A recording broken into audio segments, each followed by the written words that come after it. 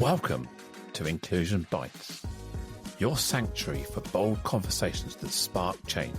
I'm Joanne Lockwood, your guide on this journey of exploration into the heart of inclusion, belonging, and societal transformation.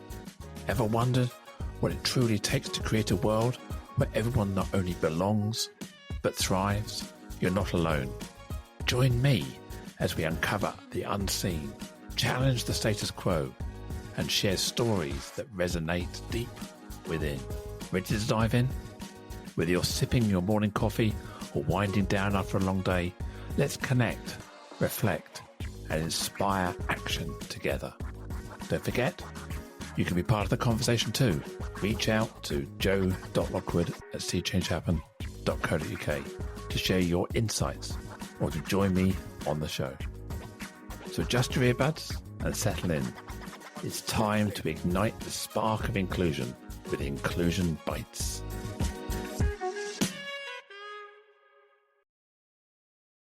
Today is episode 151 with the title, Redefining Normal. And I have the absolute honor and privilege to welcome Crystal Jordan. Crystal is an autism advocate, author, philanthropist, dedicated to raising awareness and empowering families to embrace neurodiversity. When I asked Crystal to describe her superpower, she said it is her ability to amplify unheard voices and foster inclusion through advocacy, storytelling, and resilience. Hello, Crystal. Welcome to the show. First off, I'm so happy to be here. And hi. We were chatting just now before we went live, and I understand you're based in Atlanta, Georgia, in the US? Yes, I am based in Atlanta, Georgia, and it is cold here. It's too cold here. Yeah, I always thought Atlanta, that part of America, was kind of like hot, humid, and sticky all year round, but you've had a snow warning, haven't you? Yes, and actually most of our kids are out of school today. Because it's so cold, they're out of school. We don't do cold in the South. No, so this is really unusual temperature for January, is it? Yes, it is. Wow. Hey, who said climate change is not happening? God, blimey, we've definitely got some climate change there, haven't we? Oh my God, I hate it. It's so cold. That's why I have on this sweater dress, because I'm freezing. Yeah. Well, we'll get talking and we'll warm ourselves up in the conversation. How about that? Yes, That's that deal. I love that. So, Crystal, your journey as an autism advocate, and you also founded Zachariah's World, which you could tell us more about, is really, really inspiring from our conversations. How would you turn your personal experiences into a mission for inclusion empowerment? What inspired you for that? So what inspired me behind any brand I'm dealing with autism is my son. He was diagnosed with autism when he was 2 years old. And since he's been 3, that's when I started writing books and doing so much. But I didn't call myself an advocate until people kept calling me an advocate. And I said, well, I guess I'm an advocate. So he's the reason behind everything that I'm doing, because I want to create a world where he can get jobs when he's older. He can go to college. He can have family. And people understand, yes, he's autistic, but he's more to his disability. I don't want people to look at autistic people and be like, oh my God, they're autistic. No, embrace them for who they are. Treat them like a human being, and let's hire them and make sure our companies have training. I mean, I titled this episode Redefining Normal. Who decides what is normal? Zachariah's, he's got his own normal, hasn't he? He's got his own personality, years over years.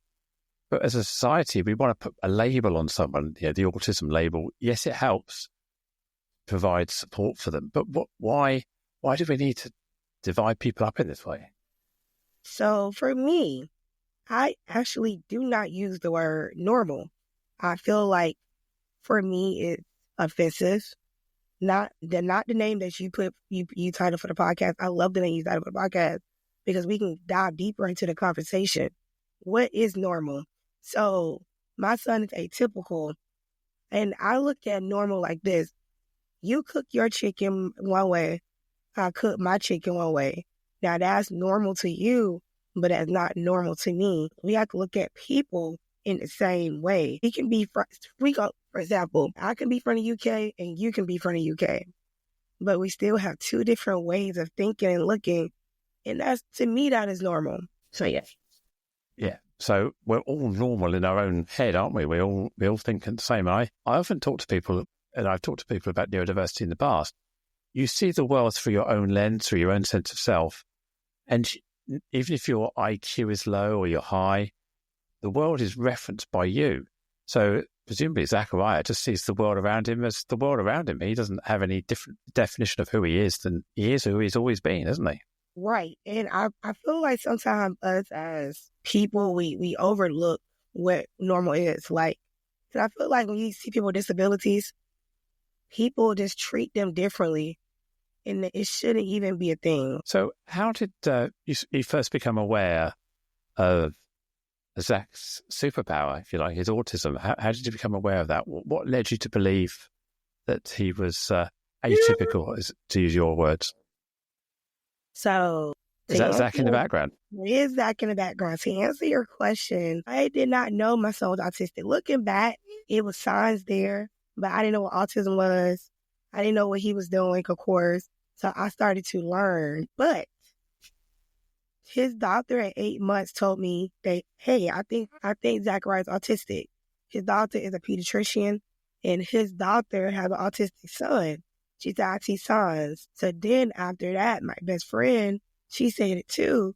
And then my son's godmom said it as well. And I still didn't believe them at this point. And I'm like, I don't think my son is autistic. But when he turned, because he was hitting all his milestones, but when he turned 1, that's when I started to pay attention. Like, he wasn't walking at 1 yet. So I said, okay, that's a delay. Not put it back. I said, that's a delay. Sorry, y'all. Then I also, when he turned 2, he wasn't talking. He didn't have certain words in his vocabulary. You wasn't have 200 words in your vocabulary at the age of 2 years old, but he didn't have that. So for me, that was concerning, and that was like, okay, I think my child may be autistic. So I need to make sure that I figure that out. Oh, he's having a sing-song in the background there, isn't he? He is having the time of his life. He right now, with the audience, what you guys are hearing, you're hearing my son stem, and he's vocally stemming. It's something he cannot help. When you tell him to be quiet, and you're going to go right back to it. So that's what you're hearing now. But he was diagnosed. I remember he was diagnosed, but I remember going to the doctor, his doctor. I did a walk-in, and the crazy thing about it, she normally is too busy to take walk-ins, but she knew that I was ready at this point to realize that, hey, my son may be autistic. She wrote my referrals to Marcus Center in Atlanta, Georgia. And it was the best decision ever because Marcus Center is amazing. He was diagnosed on a Friday. And I took him to the fair. Never forget, I cried at the fair. I grieved what I thought he was going to be. And that Monday, I was calling speech, ABA, OT.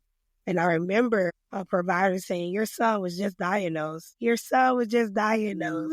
And here you are calling to get him services. That's amazing.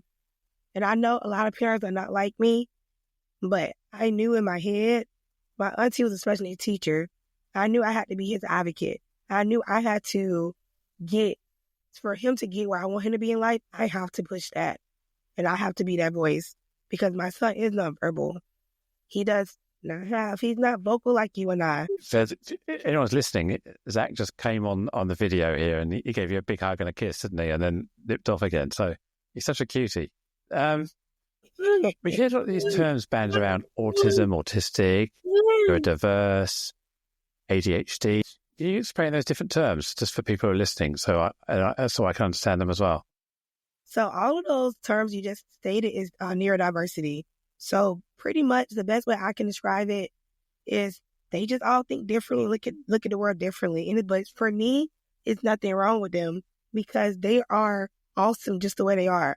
We just have to learn to adapt to them and understand their way of learning. But it's just one big umbrella of neurodiversity, and autism falls right under there. I get it. And Zach's particular variety, if you want, of autism is being nonverbal He has autism and ADHD.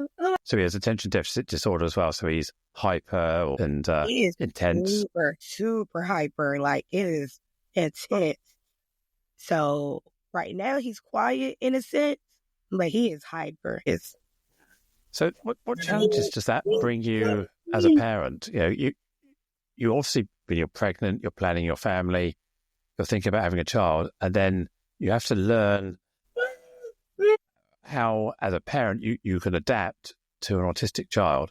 What were the challenges that you find in that adaptation? You know what's crazy? I love to be super transparent in interviews.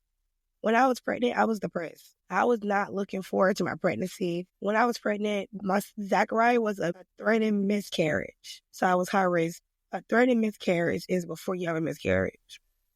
So that's before you lose the baby. But God was fortunate enough to spare him because he's here today. So I did not really plan anything when he was born because I wasn't sure if he was going to live, because they wasn't sure was he going to come out as stillborn or come out with a disability. They even asked I would terminate my pregnancy. Zach's joining in again if you're listening in. Yeah, he wants some attention. He's like, no, I want to be here. I'm looking at him like he's like this with the tablet. But Hi, Zach. He's so funny. But that was part of my pregnancy. I didn't get attached to my child until he came out of my womb, and I put him on me.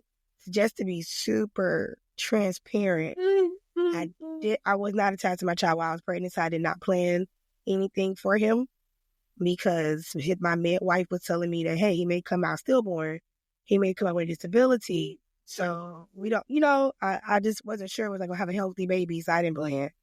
To answer that question, and I know you like, wow, that is very true. How I navigate having an autistic child, I'm not gonna lie, I have challenges. Sometimes I hate it, because I remember it was a point when he had ABA, he had speech, he had OT, and he had feeding therapy, and then he had tennis. So there's 5 different things I had to navigate to take him to. Plus, I'm a single mom. Me and his dad are not together. So doing all of this just by Crystal and Crystal alone is a lot. Like, yes, my parents are my village. My parents help me with my child, but they are not taking him to these services because that's me. It's a lot. And I navigate it. Now it's like easy breezy, but I used to be overwhelmed and stressed. Like, it's too much. But I came up with a system that works. I honestly stopped some services to work on my mental health because it was just too much. I mean, he sounds so adorable. Just listening to him, I presume he's quite a handful sometimes as well. His autism, his ADHD must mean that you have to have the patience for Saint. He's not going to conform to societal's expectations around being quiet, sitting still. I mean, it's an absolute pleasure to have Zach joining into the call. Why should we exclude him? His voice is there, so let's bring him in. Oh, there he is. I can see him again. So, what was the hardest thing you had to learn and adapt to? That is an amazing question. So you just stopped me. What was the hardest thing I had to adapt to? Okay, the hardest thing I had to adapt to is the way I navigate now. I treat my son like he's my client. So when I go into the school, I'm his advocate first. I'm not his mom. When I get him services, I tell people, all the service providers, I'm his advocate. Yes, I'm his mom on paper, but I'm telling you right now, I'm an advocate. And I don't play with him. So the hardest part is me cutting off the mom and me being an advocate. But it's been so easy because with me being the advocate first, I have gotten him so much, especially in the school system. I got him so much. It's amazing how much I got him. So let me just clarify what's going through my head here. So a mum, you're emotionally connected, you're kind of involved with it. Advocate, you're logical, you're demanding, you're ensuring you're getting the best. And that's kind of the difference, isn't it? As a mum, you may think, I won't push too hard, or all these kind of things. So by going advocate first, you're challenging and making sure people are listening to you to deliver the right things. Do I interpret that right? You are 100% right. That's exactly how I am in any settings. When I'm an advocate, it's no feelings. This is, I'm going to give you the law. I'm going to break down the ethic codes. We're going to discuss his goals. We're going to discuss for ABA. We're going to discuss his programs. Are they appropriate for him? Are they appropriate for what I want for him as an adult? That is the side you'll get with me. Now, the mom is like, oh, okay. No, that's so most this year. Well, it's this 125. Last year, people didn't get the mom side of me. They got the advocate side of me. And like with my son teacher, I love her. She gets both because I turn it on and off. On field trips, I'm mom. I come in to discuss my son, it's advocate. So she sees both. I turn it on and off. It's either or it's easy. I turn it on and off all the time. Yeah, I've adopted I'm not nice. I'm not nice. I know that. And when I say I'm not nice, I'm very firm. So if I know what I'm talking about, which most of the time I do, I'm going to address it. I'm gonna be very, very, very affirming and firm. And like right now, we're dealing with a situation. Well, not anymore because I already addressed it. We was working with this company, and this company was terrible, and they did not get the nice advocate. They got the advocate that knew everything, and they ended up getting the regional director involved because it was so bad. So it's two sides to my advocate side when it comes to my son. And when I start treating, and I do the same thing for a client. I'm very serious about people treating them how they should be treated, and they're getting the services they should get. Yeah, I hear what you're saying there, and I'm just turned 60. My parents are quite old now. My wife's parents are quite old, and we've learned that we need to go to advocate mode to engage with healthcare professionals, care professionals, whatever it may be. Because if you go in as a daughter, you go in as a family member, and you know they're going to push back or ignore you or not talk to you. So you have to be brutally firm with people in order to get, not rude, but just really, really firm. You have to know what you're going to get. Because we've been through so many situations where we come away going, they didn't listen, or we didn't get something, or we need to get more out of this. And you learn very quickly that unless you advocate and you're firm with it and keep on it, people will not give you the respect or the service you need. And I think that's unfortunate when we really dive into the word advocate. So I have a best friend whose son I'm going to advocate for, who is my godson. What is funny is when you use the word advocate, it's like things change. It's like, oh, they got an advocate. Let me get my stuff together. And I think that's unfortunate. Why not, when it comes to our special needs kids, our ADHD kids, our neurodiverse kids, why not, when that kid get a role, why not have a welcome pamphlet talking about the law, talking about what you need as a parent, talking about resources, talking about things that will help you navigate in the school system to better your kid's life and longevity outside of school, inside of school, and even in the educational realm. Why not? In high school, it should be a pamphlet. Hey, your kid is neurodiverse, your kid is autistic. Here go a list of colleges in the United States that your kid can go to. Why not put these programs in place? Why does we need someone like me who is passionate about what I'm talking about to get these things in place? Like for me, my son, I know when he get to high school, if me and him going to go a different route. And I'm figuring that out, what we're going to do. If he want to go to college, I got to set up his IEP a different way and transition him to something else.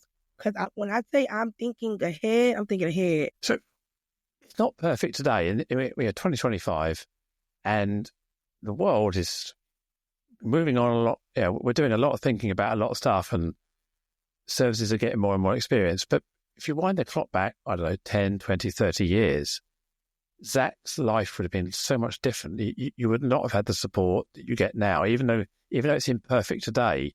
It's evolved quite a bit. So what are the key things that they are getting right? I would say the key thing that I see is getting right, people getting right, I hear this a lot, it's a spike in autism, right? I think, and this is just my personal opinion, so do not let listeners, please don't get mad at me.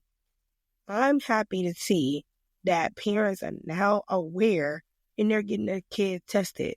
And I'm happy to see that it's more kids like my son getting tested and they getting their diagnosis, and parents are doing what they need to do to make sure that they raise their child to be the ultimate human that they're going to be. Because a lot of people, it's a myth. I mean, a lot of people are like, oh, they're going to outgrow it. You don't outgrow autism. Now, one thing I wish that the world got right, United States, UK, I wish we had more resources that was quicker. Instead of having wait lists, I wish that it wasn't an age out period, that when our kids turn 18 or 21, they're age out of the program. I wish it was more programs and more nonprofits geared towards autistic adults or neurotypical adults because they need help. Because unfortunately, the reality is their parents, me, I'm not going to be here forever. So when I leave, what is going to be here to push him to be the best Zachariah or the best Mariah or the best Sarah or the best kid they can be? And those are just random names I'm saying, but besides that, those are random names because these are conversations that we need to have at a government office. These are bills that we need to pass. There's so many things that we have to do as a society to make sure our other adults, our adults who have special needs, are taken care of and not taken advantage of. There's a lot of drain on resources, whether it's the legislators, the healthcare professionals, society, whatever. We've got obesity crisis. We just come out of a pandemic, a global pandemic. As you mentioned, we're seeing a spike in autism and neurodiversity diagnosis. Is the healthcare profession struggling to keep up? Are we too demanding? I do think it's a struggle to keep up, but I also think it's not really a spike. It's really, so when you look at the data, years ago, it was 1 out of 166 kids that was diagnosed with autism. When I wrote my book, just like you, it was 1 out of 54 kids diagnosed with autism. As of 2024, according to TDC, is 1 out of 36 kids diagnosed with autism, right?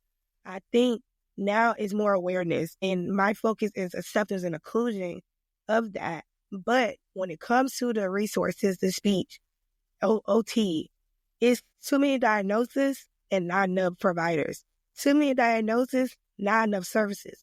My son has been on this wait list for speech for almost a year. Nope. It'd be almost a year, 2 months.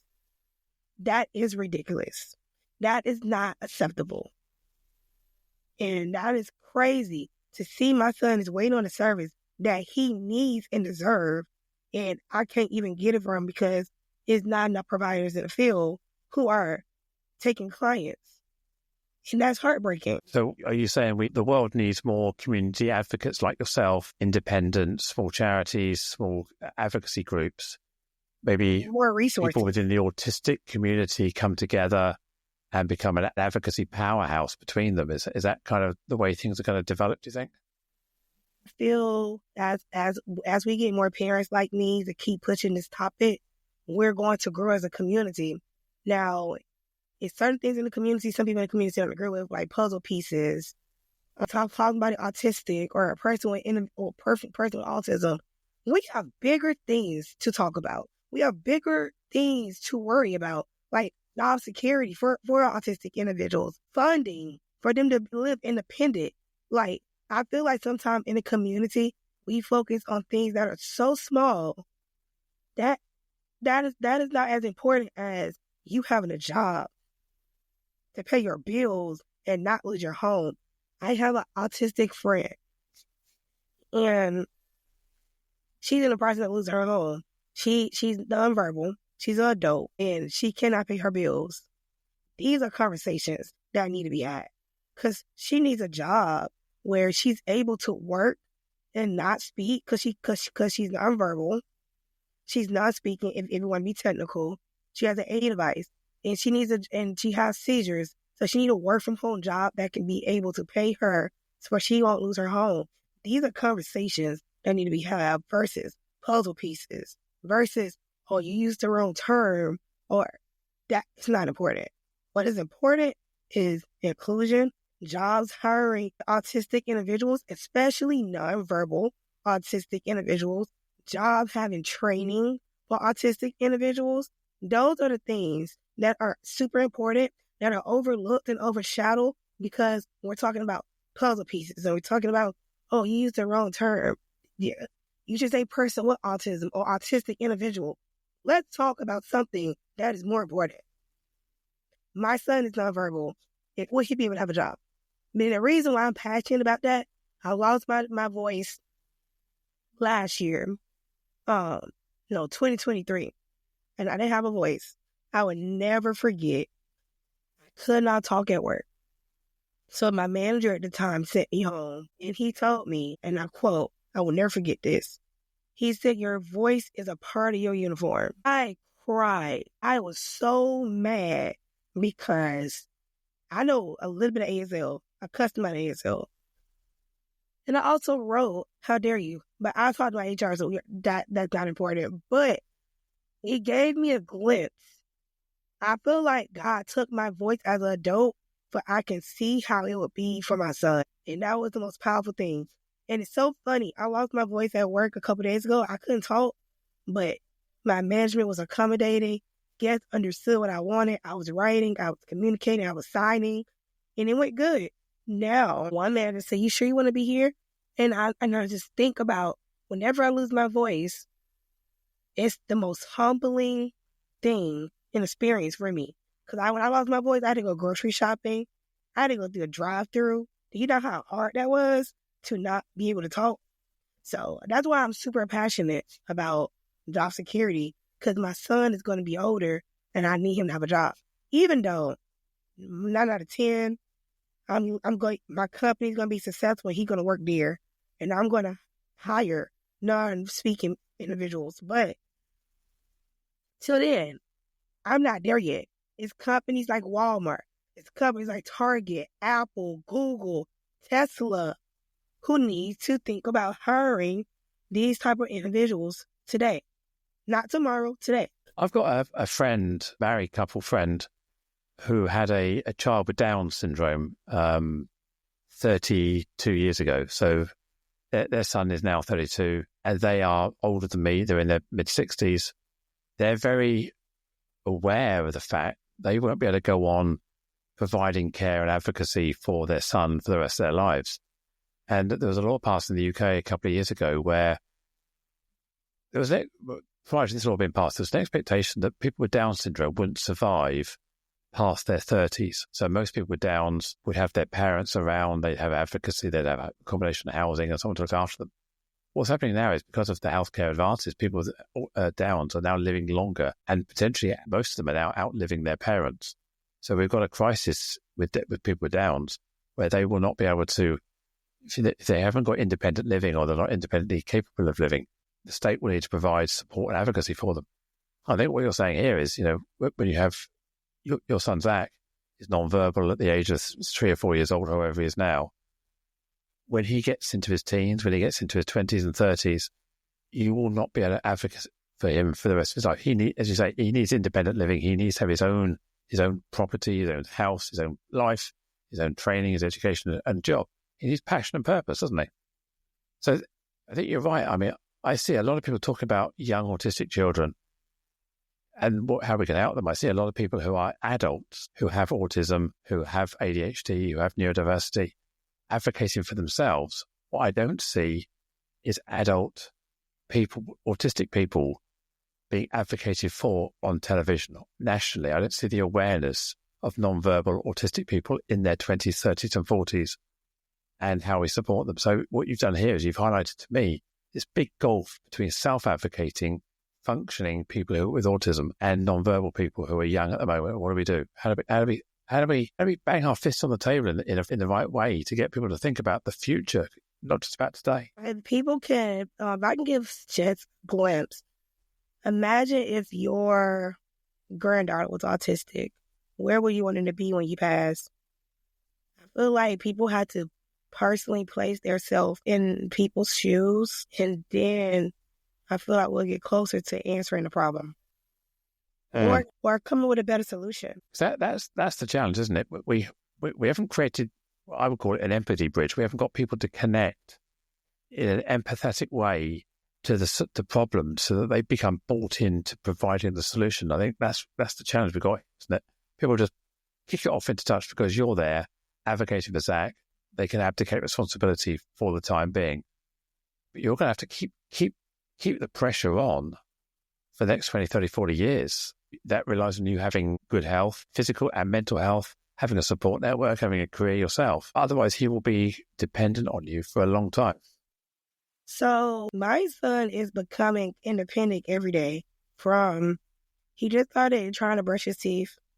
He gets himself dressed down, put his own shoes and socks on. So eventually, as he get older, I'm going to teach him how to cook because I need him to be independent. That is my biggest focus, is him being independent. Do you see other people who have autistic children having the same impetus as you? I presume you're not unique in this. These are proven techniques. And how do we help the wider understanding of how to do this?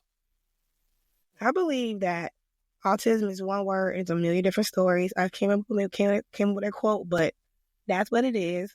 But all of the parents I know who have autistic kids, they wish for the same thing I wish for, which is their kids being independent, their kids thriving and living an independent life, and we watching them grow into the awesome individual that they are. Yeah, and that's no different to any child. I have 2 children, and there's nothing prouder than to see our 2 children go to university, grow up, get married, have their own house, property, and you feel like you as a parent have then pushed them into the world, and your job's never done, but at least you feel that you've achieved a milestone of independent children. They're now functioning adults in their own right, and that's quite a challenge as a parent, regardless of whether they're autistic or not. I love that. So I feel like as parents, we are managers to little kids, little people, and then as they get older, we're still that manager, and then we kind of get demoted as they get older because they're not listening to their managers no more. Like, whatever, I'm grown, I can do what I want. So I look at it as me being his little manager right now, and then once he get older, he's going to manage his own life, and I'm going to become the assistant manager. Now, I know that analogy is like crystal, but yeah. I like that. So you're his manager. I'm thinking about boxing promoter and manager. I suppose the boxing promoter, you're the advocate in that role. As a manager, you're there keeping him on track, and then you're going to get fired. Feel like The Apprentice, you get fired. Fired, and then I'm going to become assistant manager. Yeah, he don't need you no more, sort of thing. Yeah, right. Then when that's a good thing. Yeah, I'm going to become a shift leader. So it's like, yeah, I love that. So your role is to become obsolete, and that will give you no more pleasure than having Zach going out there and not needing you as much. Okay, you're still always going to be his mum. You're always going to have a sweet spot. You're always going to want to hug him whenever you can. So yeah, but he has his own life and passion, purpose. Yeah, we all want that. Fantastic. So you set up Zachariah's World, which is, how would you describe it? Is it a charity? Is it just a mission, a brand? Or? So Zachariah World is not a charity. It's a for-profit business. It is where I house all my books because I have wrote almost 20 books, or if not more, and they're all about either autism or inclusion, or I also write for moms, a coloring book for moms, and a safe haven for moms as well. A planner for moms. So that brand is my autism friendly brand that you can buy apparel, and you can buy books for your organizations, your classrooms, your schools. So give us a bit of depth into so you mentioned a lot of different books there. So there are some specific for workplaces, some specific for parents, for schools. So I have a whole bunch of books. So my books are, one of my first books that I promote the most is called Just Like You. That book is a great introduction to what autism is, and I recommend buying that book for your schools, your organizations, or gifts, because it's a good tool. Other books are just fun, like I Am Awesome. It's talk about positive affirmation for autistic kids, because I want autistic kids to understand that they are awesome, they are enough, and they are gifted, and they are loved.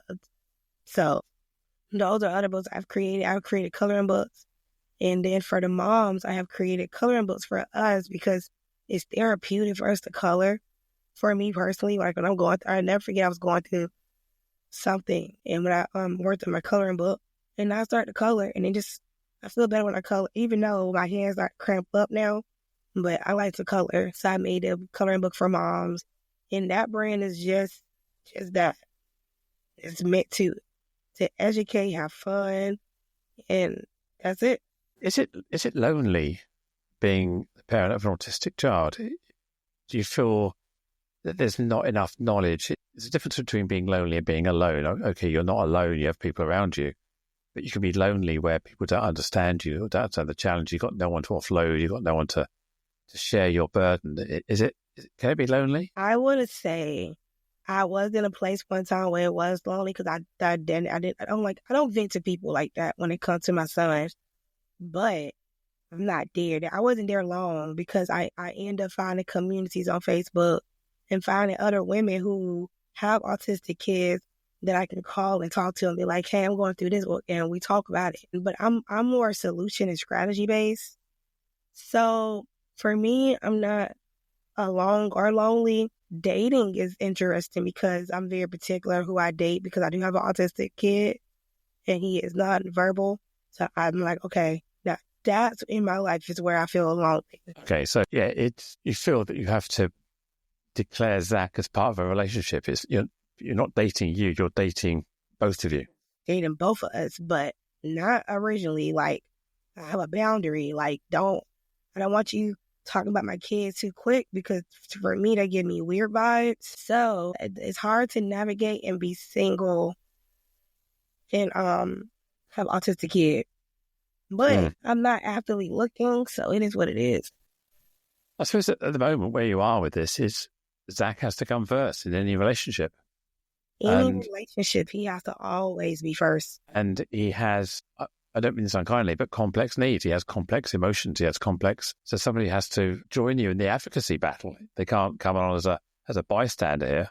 Right. They have to understand some days I'm going to have to go to something like, we may have a date today, but something may happen. I have something to do. Then I'm also big at being part of my son's life. So I'm not saying that the person I will talk to won't come first, but my kid will always be first. Even when they become adult, he will always be first. Some of that's a mother's instinct anyway, isn't it, to protect your child? And mums and their sons are even more tightly bonded. So yeah, I get that completely. I mean, obviously, you just said you're on the market, for want of a better word. So you have friends and with autistic children, presumably who are married or are living as a couple, and they're navigating this as a couple. What about if they have other children? How sometimes is it if you've got a typical and an atypical child? It must be hard to ensure that your typical child doesn't feel pushed out or marginalized from their atypical child with autism, where you're putting all your time into that one child. Okay. So all of my main autistic moms, friends, we're all single. I only know one who is married. She don't live here. She lives in Virginia. And she navigates fine with her.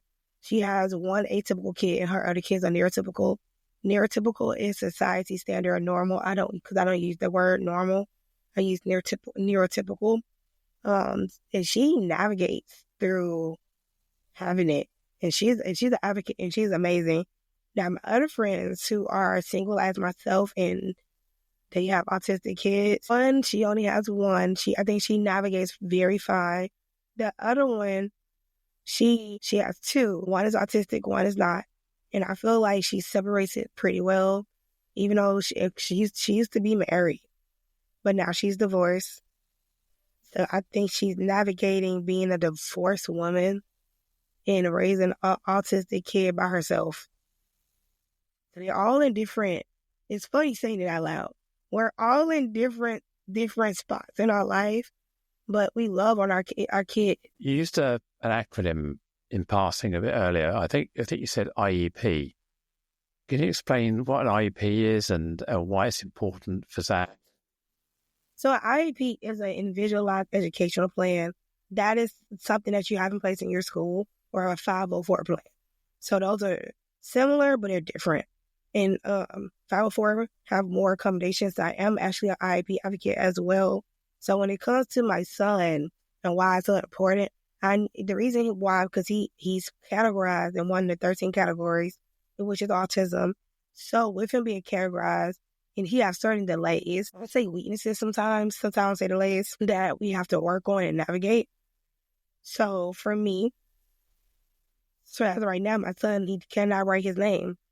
So one of the goals is him learning how to write his name, but also having OT services at school that he deserves. And I knew that the data would show that, which he has OT at school now. But I always knew that data was going to show that.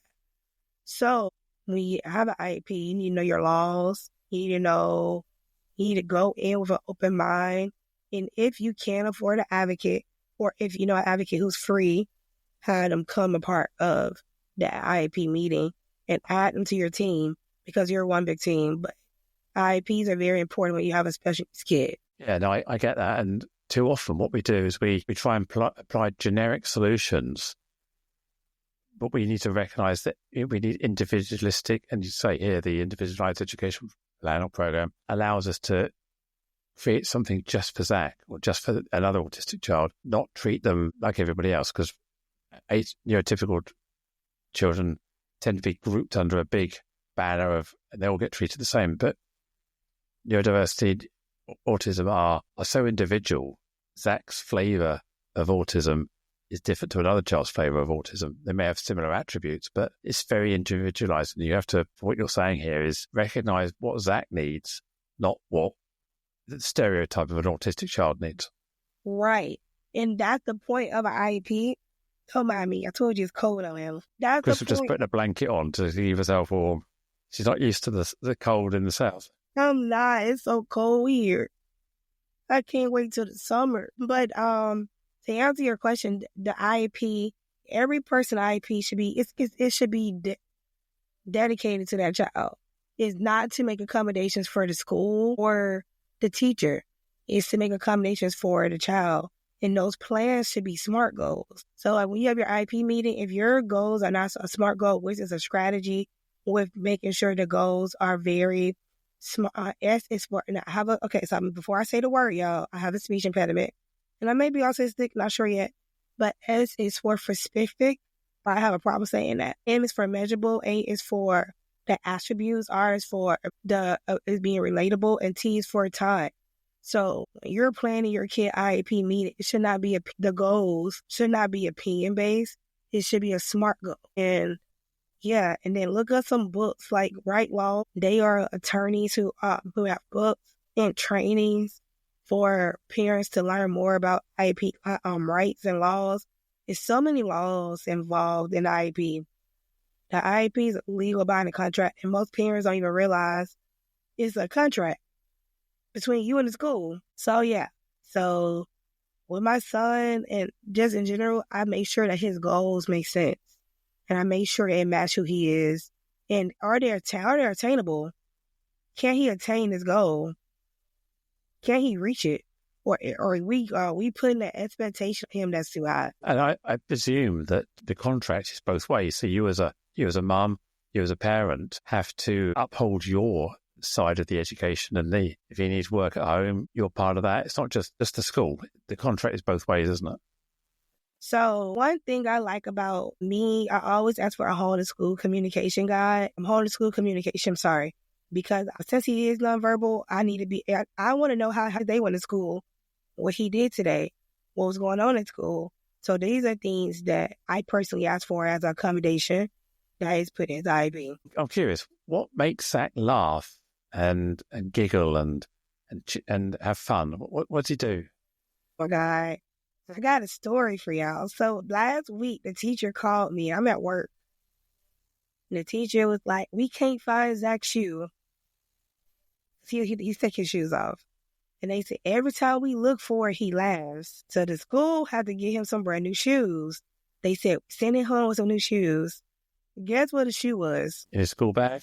No. The shoe was up under all of the coats in the closet. He put it in the closet up under all those coats that, like, The school always give the kids who can't afford it, like shoes, clothes, coats. Yeah. So he hid the shoe under there, and they said every time they looked for the shoe, they looked in the trash. They said Zach was just laughing like it was the funniest thing. That boy is funny. He think everything's funny. Oh, fabulous. So the stereotype would be that because he's nonverbal, because he has autism, that you wouldn't have humor, you wouldn't have that level of intelligence. So just because he's nonverbal, just because he's autistic, doesn't mean to say he isn't a person with a personality, a cheekiness, a mischievous side as well.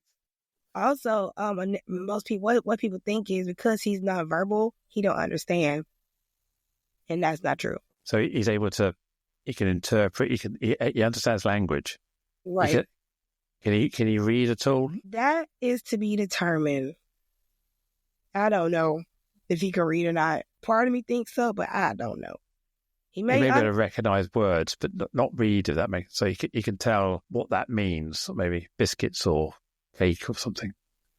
I don't know, because that's something I'm trying to figure out as we speak. So I don't know if he can read or not. This is what I don't know. How old is he now? 7. He be 8. 7? He be 8. Wow. Oh, blimey. Mm-hmm. So, yeah, I'm just trying to think back to when our children were 8. Both our children had developmental differences where it turned out our son had dyslexia and our daughter had a different sort of dyslexia. We struggled to get our education system to recognise that. And also we struggled as parents to identify with it. You know, we were getting very frustrated when our son couldn't do his alphabet, or we're holding flashcards up with A for apple and B for bear or something. And he just couldn't get A for apple. And we just didn't understand it. We were getting very frustrated with him. And when we found he had this diagnosis for dyslexia, we suddenly understood why he's not able to recognise letters and shapes and things. But it took us many years to that. So when he got to about 8, I think we started realising more. We even sent him to an optician to have his eyes tested, and they gave him glasses. But he never would wear his glasses. And then we realised what was happening was the eye test is all about picking letters off a chart, because he couldn't recognise the shapes and the letters. His dyslexia was stopping him past the eye test. So they assumed he was struggling with eyes. In reality, it was his dyslexia. So, yeah, there's a lot of lessons that we had to learn about with a child who wasn't developing in the way that you expect them to. And you have to overcome the knowledge gap in your own self and educate the people around you. It's a challenge, isn't it? Yes, it is. So what surprised you in the last year with Zach? You know, he's getting older, he's learning stuff. Obviously, this cheekiness and hiding his shoe was quite an adventure. But what other things has he surprised you with? This goes down so simple to somebody else. What surprised me this year, well, so far with Zachariah, is him getting dressed, him putting his shoes on, him knowing when I'm going to the bathroom to get dressed, he know I'm leaving. So he'll go downstairs and get dressed and pull out his clothes. And he be matching, pull his shoes on. And he be ready, like, I'm ready. And for me, I'm like, that's independence. And that's what I want for you. So that beginning of independence where he does stuff on his own, that's what's really inspiring you. Yep, that makes my day. I can see that. Yeah, I can see that too. It's all of your advocacy, your hard work, the IEP, all of these sort of things are starting to show this progress. And right, it gives you the faith that things are working, doesn't it?